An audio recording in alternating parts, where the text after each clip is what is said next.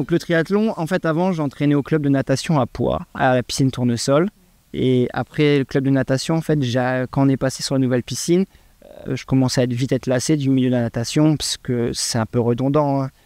C'est un peu le cas de le dire, on tourne un peu en rond comme un poisson. Donc j'ai voulu un peu changer et j'ai été voir un triathlon à Beauvais, que le club de Beauvais Triathlon organise sur le plan d'eau du Canada. Et en fait, le fait de me mettre dedans, ça m'a plu. Je me suis dit que c'était une belle expérience. Alors dans le triathlon et dans le sport en général, je pense qu'il y a un truc c'est le dépassement. Voilà. Je vais dire aussi qu'il y a l'entraide dans le sport, mais dans le triathlon, un peu moins parce que c'est aussi un sport individuel. Je mettrais le dépassement, l'amour du sport, parce que je pense qu'il faut vraiment être amoureux du sport là-dessus. Et si j'en avais une troisième, ça serait un peu la rigueur. Ouais, moi, ça serait la rigueur, c'est quelque chose que mes jeunes, je leur fais véhiculer et c'est un truc qui va les aider même pour plus tard parce que d'avoir de la rigueur même à l'entraînement, professionnellement, ils en auront plus tard. Pour les compétiteurs, moi, clairement, ça va être l'assiduité à l'entraînement, ça va être de bien travailler aussi à l'entraînement, mais aussi à l'école parce que moi, un enfant qui ne travaille pas bien à l'école, c'est compliqué d'avoir des bons résultats avec lui derrière, il ne faut pas se le cacher. Parce que les meilleurs athlètes aujourd'hui, c'est ceux qui sont très forts à l'école.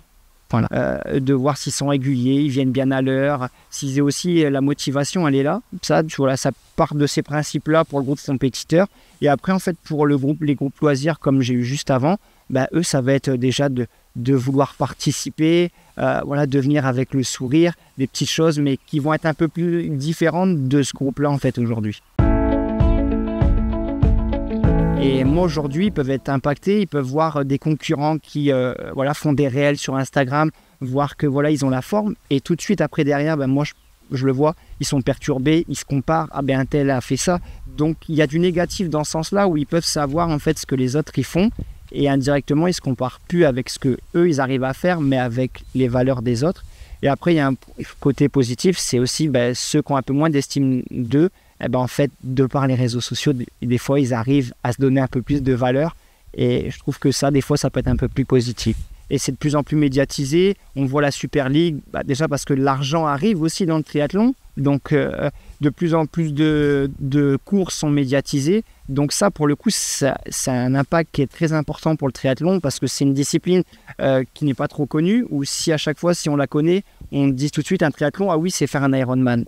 Donc en fait, ça c'est une fausse image qu'on a du triathlon parce que si vous pouvez les voir eux, il n'y en a aucun actuellement qui en feront un parce qu'ils sont trop jeunes et il ne faut pas se dire que le triathlon c'est l'extrême parce que vous comme moi en fait tout le monde peut en faire. À partir du moment où on a un casque, un vélo, un maillot de bain, des lunettes et des chaussures pour courir, tout le monde peut en faire.